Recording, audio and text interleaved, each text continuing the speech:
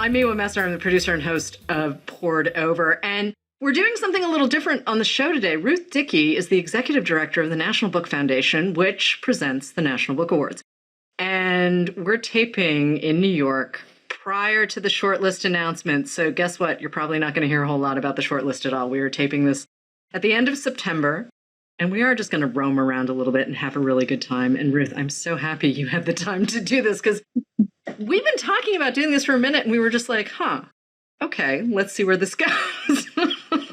Yeah, I'm so honored to be here. Thanks so much for having me. So you took over the foundation in 21 as executive director? Yeah? Okay. Yeah. So you've had a couple of sets of the National Book Awards at this point, producing, hosting, making sure we all show up and brush our hair. But you have also been in the book business for more than a minute doing some other stuff. And I'm going to ask you, what was your first memory of the National Book Awards outside of your current role? Oh, yeah. Well, definitely growing up as a kid, I always loved books. I always loved bookstores. And I remember the stickers and being like, oh, that must be a good book because it has a sticker. But the first time I remember the awards and actually tuning in was 2016. And I had never realized that I could watch the National Book Awards. And so I tuned in, and that was the year that John Lewis won for March. And I remember I was in my kitchen in Seattle watching my little laptop, and he was giving his speech and talking about not being allowed in libraries as a child. I remember him crying and I was crying, and it was such a powerful moment. And also this moment for me of being like, wow, I'm in the opposite corner of the country and I can be part of this celebration too. And it just felt really special and exciting. It was also, I was in the room when he made that acceptance speech, and and it's a big room with a lot of tables, and it was silent. It was silent as he spoke, because we knew what was happening and we knew who he was, and we knew we were going to hear something extraordinary. And I've never heard that room go so quiet, ever. Ever. And it was an amazing moment. Yeah, like you, I grew up around books, and yeah, you looked for those stickers, the Caldecotts and the Newberries, and it was also a lot of books that we were given as gifts. Of course, the stickers were there too. But it wasn't really until I became a baby bookseller that I sort of understood the weight of the awards, and sort of that I would have favorites that I would be rooting for, that it never quite popped. And 92 is when I really sort of paid it. It was Mary Oliver for poetry. It was Cormac McCarthy for All the Pretty Horses and poetry, and Becoming a Man, Paul Monette. All of those books felt very sort of groundbreaking in their own way, even though Mary Oliver's career at that point was, it's new and selected poems. But that's when I thought, oh, hey, wait a minute. I would like to really pay attention to this. So here we are, years later. We're getting ready for the 75th anniversary of the National Book Awards. And you told me something when we were chatting about this earlier. You told me something I did not know about how the awards used to be produced early on. And you were like, oh, didn't you know that people from publishing houses just volunteer? Can we talk about that for a second? Because if I don't know that little fact, there are plenty of other people who don't, and I feel like we should start there.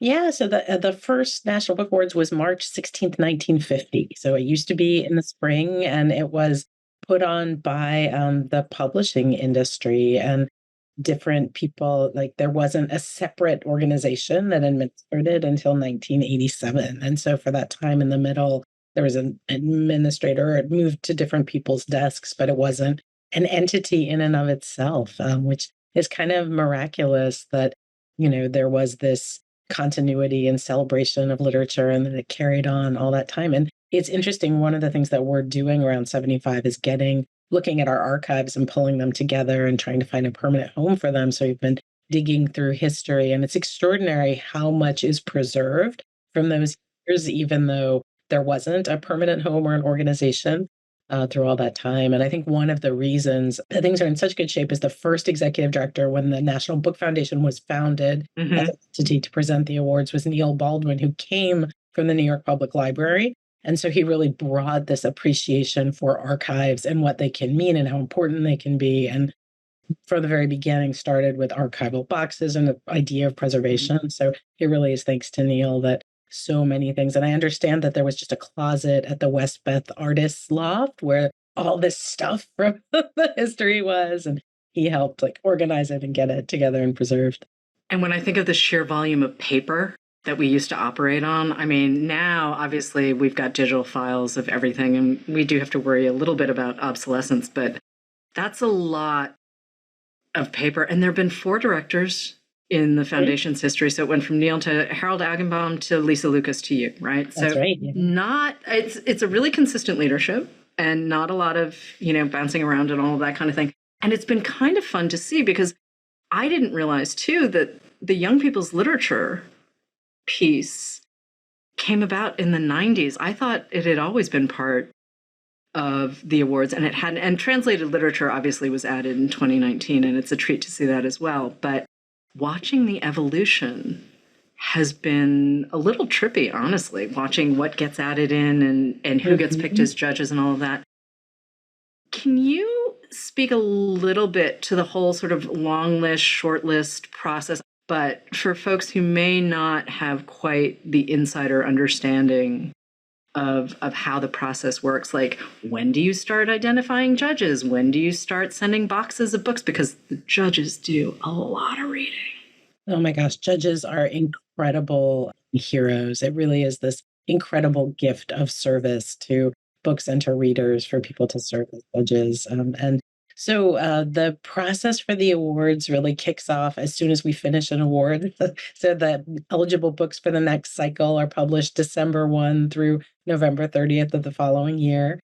And then we make the guidelines public in January. We begin recruiting judges immediately. And then in March every year is when submissions open.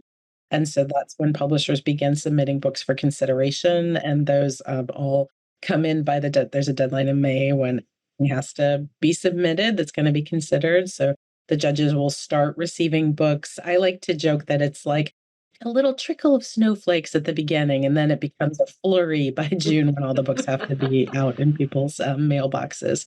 And there's every year a different number of books that are considered. It depends on submissions. But for example, this year it was 1,917 titles that were submitted for the National Book Awards. And in fiction, it was 473, nonfiction was 671, poetry 299, translated literature 141, and young people's literature 333. So you can see kind of the spread across the different categories. And then, of course, we announced the long list, which is 10 books in each of the 5 categories that are in which we currently give National Book Awards, which is of course, those fiction, nonfiction, poetry, translated literature, and young people's literature. So those are always announced in September, right after Labor Day, around the week of the 10th or 15th, kind of there in the middle. And then always in the very beginning of October is when that 10 drops to 5. So then this year it'll be October 1st that those are announced. And then the celebration is always the Wednesday of the week before Thanksgiving, November 20th. And we have to be patient. It's a really long time between the short list and the winners. But also, I think folks don't necessarily know that the judges meet the day of the ceremony, and that's when they decide. And I kind of love that because it could go any number of ways as a result. And certainly we're not going to talk about that process in depth, but it delights me that it's just lunch. And here you are. And it's also a total surprise. So the only humans in the room that night who know who the winner is going to be are the 5 judges on each panel. And so I don't know. Staff knows. No one knows. The writers don't know. So it is this electric moment when the chair comes to the stage and says, and the winner is, and we all take this deep collective breath of, and then they share who it is. It's always fun. One of the other pieces, though, of the ceremony, 2 of the other pieces of the ceremony are genuinely what are considered sort of Lifetime Achievement Award for a writer, and then also a Community Award. And this year it's Barbara Kingsolver and Paul Coates who are accepting those awards. And you can go on to the National Book Foundation's website and see there are plenty of folks who have won this award, and it's very cool to see. It's lovely. But how are those decided? Can we talk about that at all? The board decides them. Okay. They are selected by the board every year. And It's really the Literarian Award is someone who has been of service to the literary community. So last year it was Paul Yamazaki, legendary bookseller. The year before that, it was Tracy D. Hall, that time the president of the ALA. And the year before that, it was Nancy Pearl, another amazing librarian. And it's honored over time Oren Teacher from the ABA, Kaveh Khanum. Kaveh Khanum is the one exception. It's always a person. And that was the one exception when it was an organization. But Mitchell Kaplan, who started the Miami Book Festival, Kyle Zimmer from First Book, Dave Eggers, like really people who have been of service to books in meaningful ways. And then the Distinguished Contribution to American Letters is for a career of amazing writing. And it really is a list of who's who in American literature over time. Toni Morrison, Don DeLillo, among others. I mean... Yeah, Joan Didion, Adrienne Rich, Judy Blume, Stephen King, Philip Roth, Arthur Miller, Ray Bradbury, Annie Proulx. Yeah.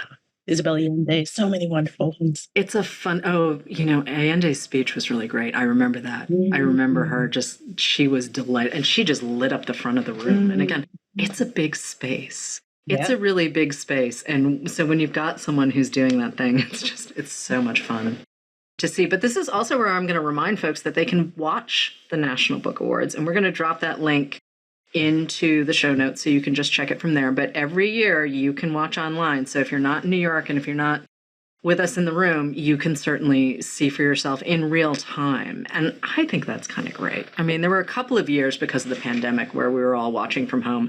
And it was a little odd to not be in space with each other. But at the same time, like as soon as we got back, it was like, oh, right. Hi, how have you been? I mean, that sense of community is always sort of pulsing in the back of everything that the foundation does.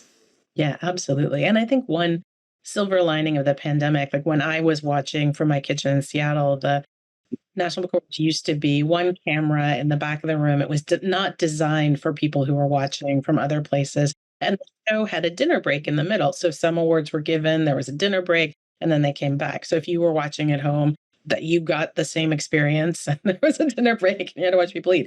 So with the pandemic, we reformatted the show so that it is a good experience for viewers at home and that like you get the video things that happen in the room directly to your screen. And so it's a produced show and we've maintained that and got rid of the dinner break and changed some other things to make it a great experience for people who are tuning in from all over. And I think that's been a real win and up the production values for more cameras, better at home experience. I think it's really important. I think, you know, isn't that why we read, right? We read so that we can connect with other people wherever they are, whoever they are. And I just, it's nice to see us sort of clean ourselves up and show up and brush our hair.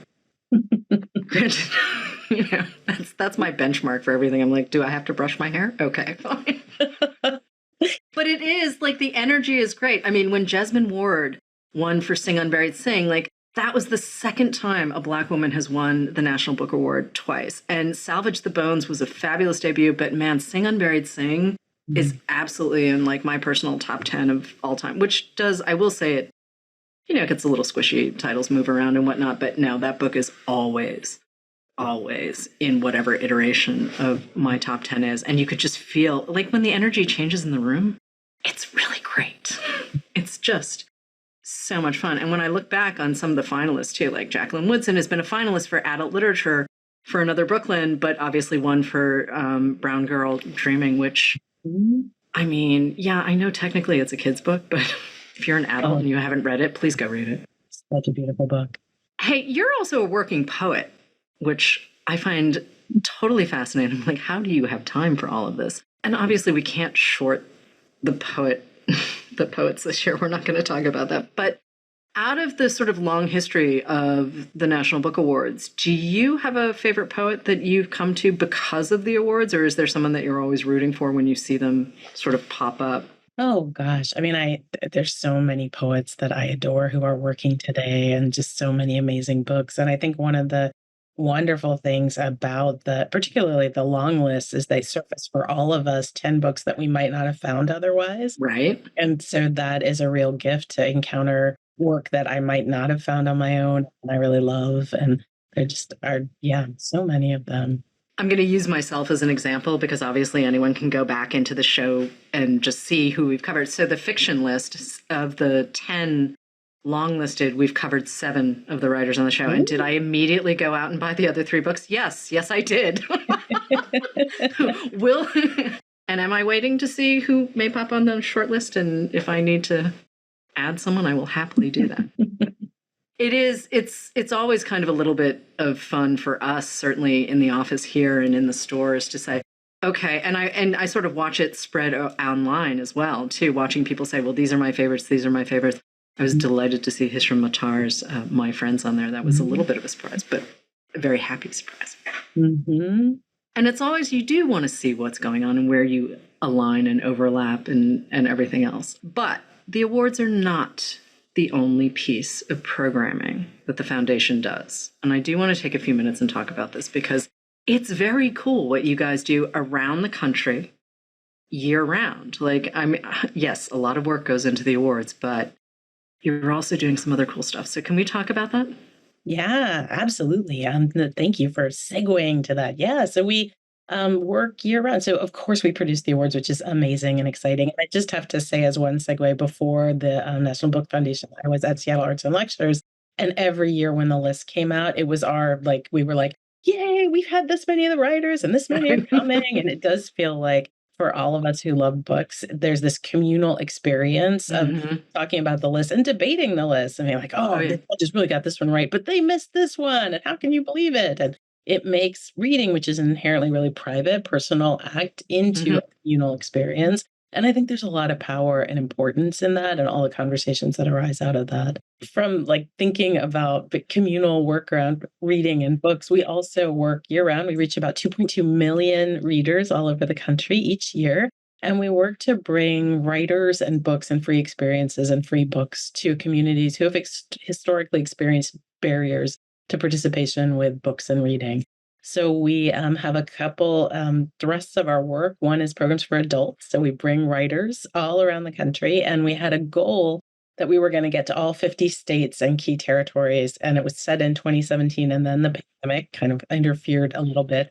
But we're hitting that this fall. So this fall we get to our 50th state, headed to Alaska. And with that, we will have been in all 50 states and DC and Puerto Rico, with programming, which we're really thrilled by. And it's been great to be in partnership with book festivals and libraries and colleges and tribal colleges and universities and community-based organizations, producing events that bring writers who that particular community is excited about and wants to hear from. So that's been really thrilling. And then we also give away books in public housing communities in partnership with HUD and their local public libraries. So that program is in 60 sites across 37 states and the District of Columbia. And we're thrilled that this summer we gave away our 2 millionth book since that program launched, which is a milestone we were really excited to reach. But it's designed to be a program that provides not only books, but also connections for families with literary resources in their communities to try and create a book-rich environment everywhere. I love that, though. Book-rich environment everywhere. I mean, that's so important. And, obviously public libraries are part of that and schools are part of that. But also it's what you get at home. I was surrounded by books, but I was also a library kid. I mean, that's where I really kind of had the freedom to say, hey, what's that? I would like to see what that is, please. And then, YA wasn't then what it is now. And so you kind of immediately went from the shallow end of the pool to, hey, what's that? But can we talk about 5 Under 35 too? I used to run the Discover Great New Writers program here in a different incarnation, and I was always using it as a marker. I was like, okay, where's the overlap? Do we have the overlap? Do we have the overlap between people who submitted names for the 5 Under 35 and also the 5 Under 35? And I would say we were pretty closely aligned for a really long time. But let's talk about that program too, because I think it's fun to see, and I'm always happy when people are like, let's look at who's up and coming and who's new. And you guys do a great job with this. So, it's such a fun program. And I think one of the things that's special about 5 Under 35 is that there's not a submission process. It's not judging panels. We ask people who are part of our National Book Award honored family to pick a book by a writer under 35 that they particularly love. And it really is about mentorship and established writers really lifting up a younger writer that they admire. And we've had a number of folks who were honored in 535 who then went on to be recognized by the National Book Awards. So Justin Torres, last year's winner, also was a 535 honoree. Charles Yu, who was a 535 honoree and then won for Interior Chinatown.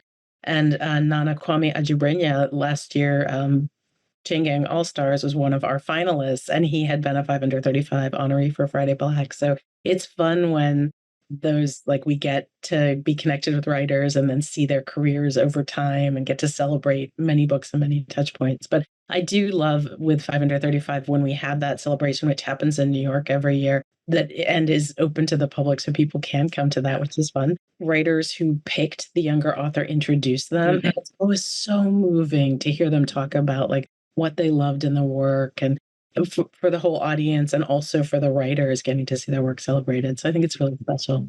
And again, it comes back to community, right? I mean, all of what we do, and you said it so nicely earlier when you were like, well, reading is a really private act. And it is. It's a really intimate private act between the person who writes the book or the poem or what have you and the reader. And so for all of us to be in a space, and also, frankly, there are times where we do not agree. We do not agree. And that's fine, too, because there's space for all of it. And it's conversation that's being kicked off by books. Yeah, absolutely. And I love that. And honestly, yes, there have been times where I've looked at something and said, you did not read the same book I read. But okay. You know, there is no way that anyone comes to a book without an opinion or leaves a book without an opinion. And the one thing I'll say is if you're reading something you hate, you don't have to finish it. That's like the one hill I will get on and be like, if you're listening to an audiobook, great. If you're reading, you know, however you read, right? That's how but oh man, if you don't like a book, just move on. There's so much other stuff in the world. Like, don't finish a book you hate. It's true. It's true. I always think of Nancy Pearl's rule that you should subtract your age from 100. And that's how many pages you need to read before you can give up on a book. So then by the time you're 100, you can literally judge a book by its cover and be like, okay, reading it, not reading it. Okay, but also if you're a bookseller, you're doing it pretty quickly too. That's the reality. Sure, yeah. Honestly, I don't always... Let's put it this way. When you read for work, which I love to do, you do engage with text in a different way. I mean, when I read for pleasure, the gears shift a little bit. And certainly when I was younger and reading for school, that was an entirely different thing. But now it's kind of like, well, you know, everyone has their sort of methods for doing it. But I do love the fact that the judges really dig in. I've known lots of writers who have served as judges over the years. And after the fact, I will say after the fact, we will have conversations about that. Not necessarily the judging itself, but, you know, talking about the books and who's submitting and what was submitted and how and all of that kind of thing. And honestly, I do love the fact that 1,900 books were submitted. And that's just this year alone. So how different is that from, say, 2023 or 2022? Yeah, that's a good question. It's not too dissimilar. So 2023 was 1,931, 2022 was 1,772, and 21 was 1,892. So it bounces around a little, but kind of roughly the same. I mean, I got really excited when we added literature and translation. I think that was under Lisa, right? It was actually a long, and Harold actually began that. Oh, okay. And so one interesting thing about the National Book Awards is that over time, the number of awards really shrank and grew. So it started with just fiction and nonfiction, and then it expanded in what we refer to as kind of the bad 80s. And at the height, there were, I think, 26 National Book Awards that were given in a huge range of different categories. And because there were so many, I think there also was people didn't take it as seriously. And so they made the decision as an organization to vastly shrink it. And it went back down to just fiction and then nonfiction. And then poetry was added back. And then, as you said, young people's literature was added in the 90s. And then translated literature was the last one. But to add any category because of that history requires a unanimous vote of the entire board. And so that saves us from me being like, let's add 5 categories. Because there are so many ways that you could add additional categories. And there's lots of value in like the conversation about should young people's literature be multiple categories? Should nonfiction be multiple categories? You know, there's lots of ways that you could slice and dice it. But that's the artificial constraint. Artificial constraint, sure, but I have to say I quite like where it is right now. Yeah. I think it's a nice representation. It's a lot of different kinds of entry points for conversations. And I mean, really, awards should be bringing people to books, right? Like, I administered our old Discover Awards for years, and the idea should always be like, how do we bring people who might not necessarily reach for a book first into the conversation, and how do we reward people who are longtime readers of a specific? It's always walking sort of a very fine line, but I can't help but think, how do we bring new people? And that's part of what's so exciting about, doing long lists and short lists. It's like all of these different moments. So I want to go back to community for a second, because, obviously the awards are the awards. We're very happy that they bring lots of noise and introduce folks to, their next favorite author or their next favorite read, or there are a million things that the awards can accomplish. But we keep talking about community. Everything you and I have talked about in this conversation has been about community and how we can kind of show up for each other. And I really do want to go back to all of the national programming that you guys do. I don't want to lose sight of it, because I think it's really important. Yeah, thank you so much for that. I mean, I think when we think about what makes all of us readers and what makes us pick up books and stick with reading, it is community and people recommending books to us, or having conversations about books, or having personal experiences interacting with authors, or getting books that we get to take home. So I think when we do national programming, it always begins with a partnership and with deep listening, because we recognize that we're a national organization that's based in New York. So we have no interest in saying, we know the best author for your community. So it's really listening to communities to hear what are the issues that their community is thinking about, what kinds of authors would they like, who are they excited about, and then together we co-curate who comes to visit each community. And just as one example, last year I got to travel with Tommy Orange and Tess Gunty to Montana, which was an amazing trip. And we did 2 events there, one in a tribal college, Salish Kootenai Community College, and then also one with Elk River Arts and Lectures in a little teeny town called Livingston. And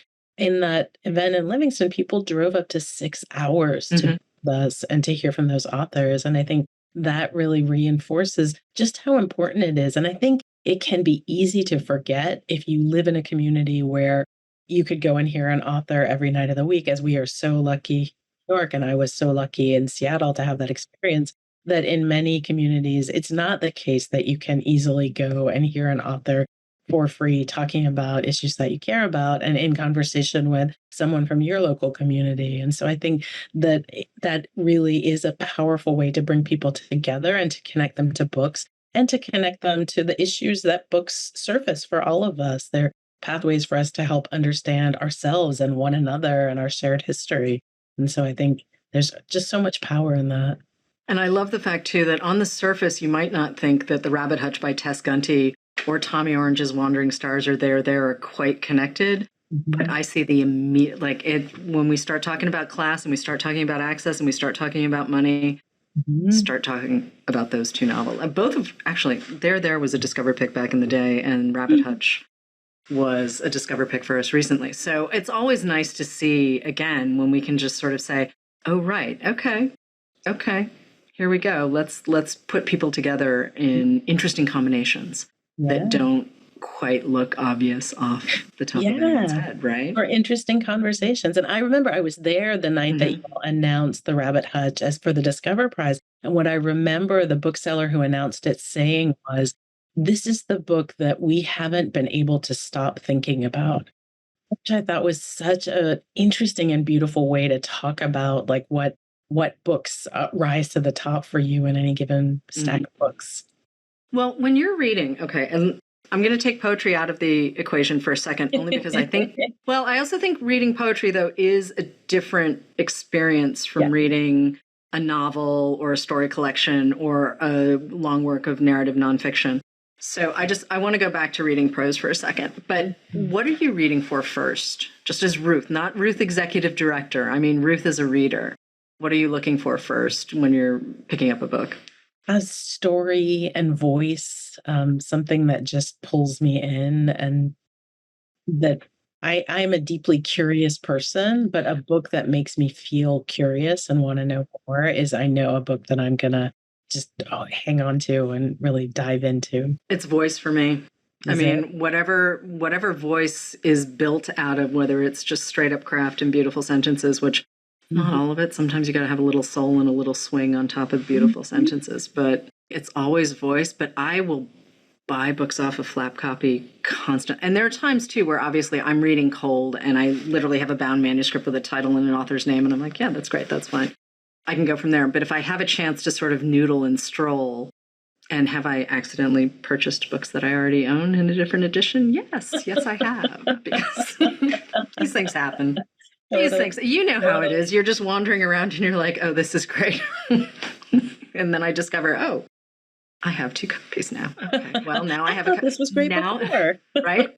I have a copy to give away. I mean, that's part of the pleasure for me is just being able to say to someone, oh, here, take this. You should read it. It's fantastic. Or, I think you need to read this. And sort of let people decide for themselves. But, I try to not be pushy about it, but I'm an older sister, right? Like you get used to saying, hey, you should do this. But there is a great pleasure that comes with books and saying, hey, surprise, right? Surprise, curiosity, discovery, like that sense of connection with strangers. Right? It's so satisfying.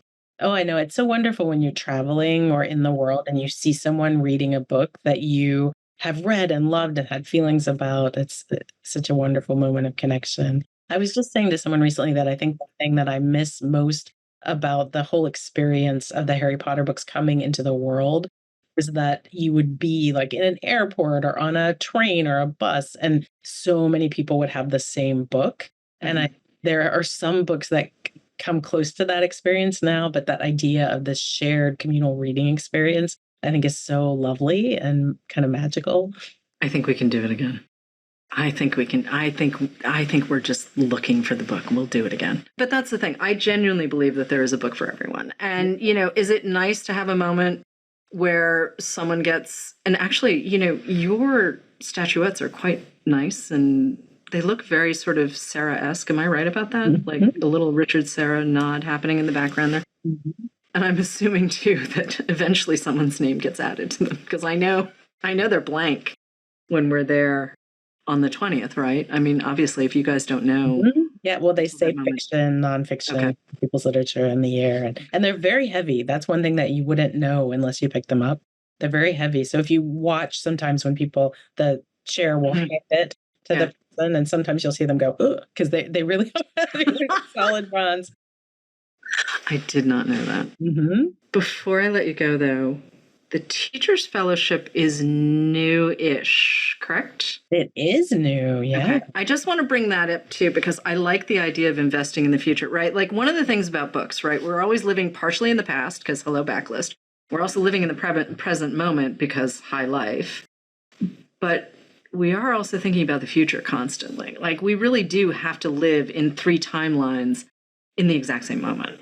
Yeah, absolutely. Absolutely. And we're really excited about the Teacher Fellowship. Thanks for asking about it. So it came out of a strategic planning process that we did that actually we're in the 3rd year of right now. And what the beginning of that process was really deep listening. And so we did a broad survey and heard from readers all over the country, and also publishing for people and people who care about books and all sorts of different folks. And one of the needs that bubbled up was support for teachers. And that was also a moment when book bans were beginning, but then increasing in intensity. So we're thinking about how can we show up for educators on the front line. So we launched this fellowship. It awards 8 teachers each year all across the country, focusing on states most impacted by book banning, but also other places. And it is for projects that will support a joy of reading for pleasure in a student's day during the school day. So this year, the teachers are in Michigan and Indiana and Colorado and Florida and Hawaii and New York. And one of my favorite projects is in Indianapolis, and it's called Game of Tomes. And it's a school-wide gamified reading adventure extravaganza that will go on all year. And it's just wildly creative. Some of the teachers are blending like creative like fabric arts and reading. There's one that's blending science and reading. There's one that's creating reading nooks in the school for students. So it's wonderful to see all the different projects and just to be able to support educators who are creating this experience of reading for pleasure in their schools for their students. I mean, when I think about all of the joy that I've gotten from reading and everything that I've benefited from, because reading is a huge part of my life, right? Like I engage in the world in a way, all of these things. And obviously I love books. I'm a bookseller, but to know that we have, investment happening in lots of different levels, right? Lots of different levels, lots of different communities based on the needs of the community. Mm-hmm. I think that's really great. Yeah. It's so wonderful. I feel like I have my dream job, so I'm the luckiest person on earth. And it's really such a joy to get to celebrate books, both on a really big stage in big ways and also in smaller connections and communities all around the country all year long. And it really feels like what we're about. It's something you said earlier is really about community and bringing people together around books. And that I believe can be incredibly transformative for everyone, including me. Here's the thing, Ruth, that would be a really great place to end the show, but we have one more thing we need to talk about, which you have been working on all summer long. And I think this is going to become a regular thing, or at least I hope it becomes a regular thing. Read with NBF.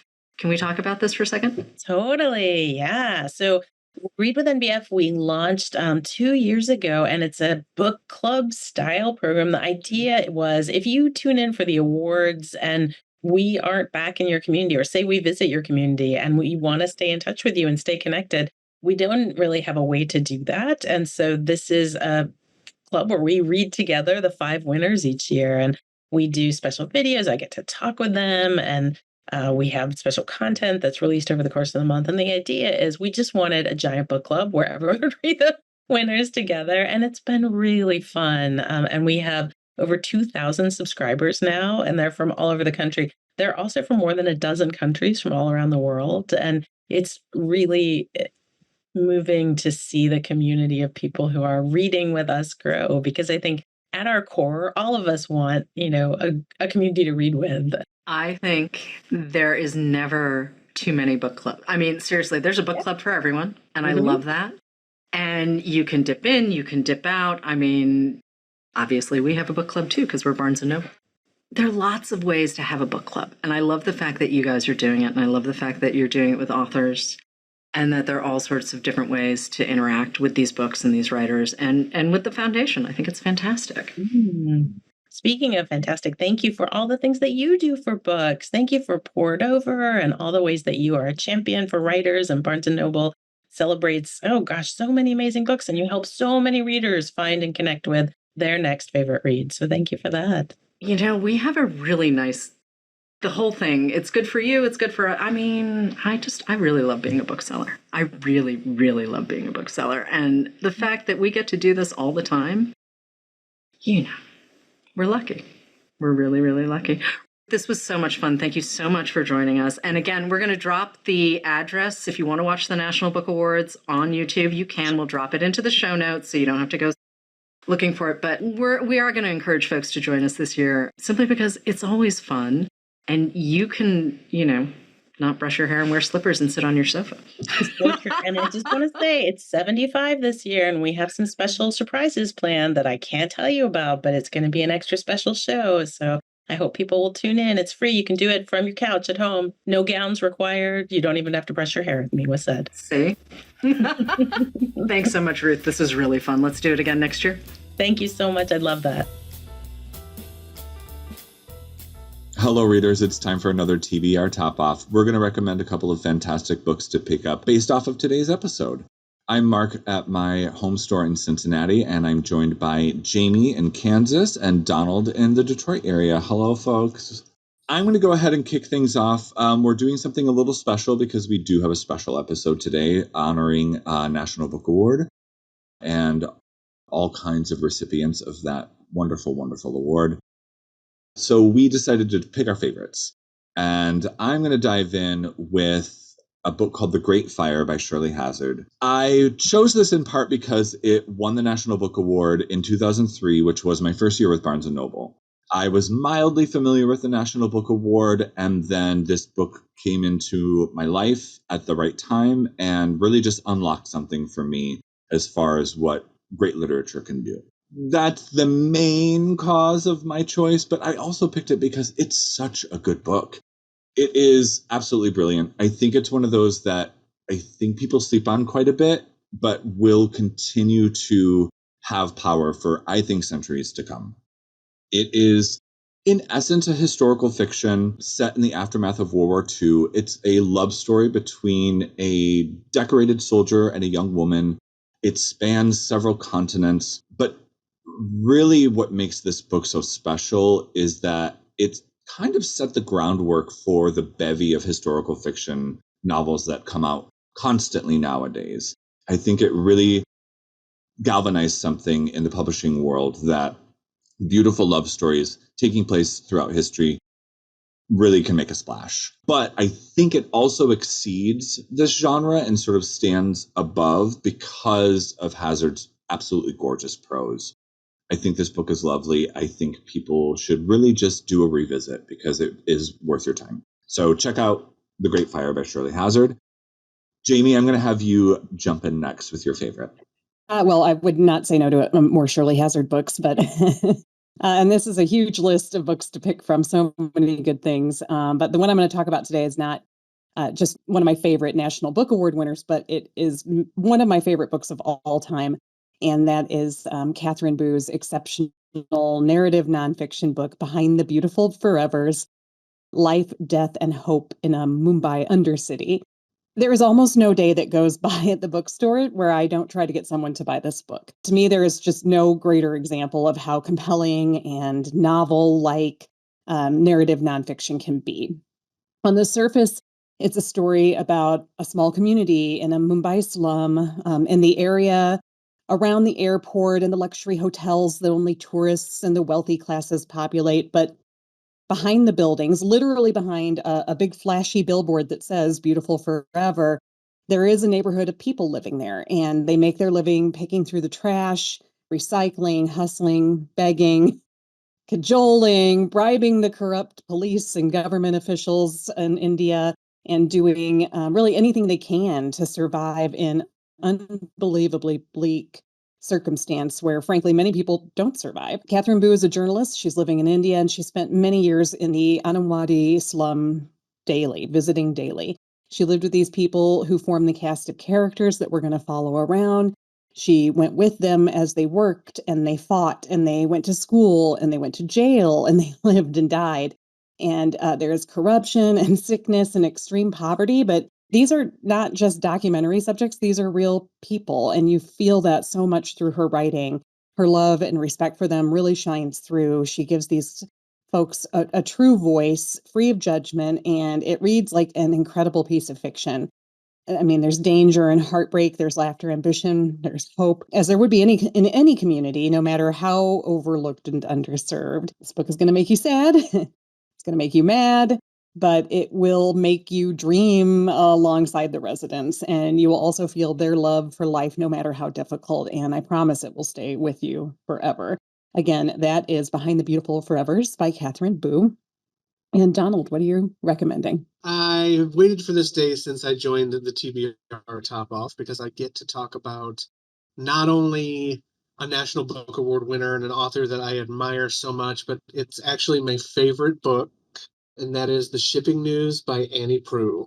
I first discovered this book in the mid-90s and initially didn't read it right away. I went off and read a bunch of other things and came back to it in a time that I needed it.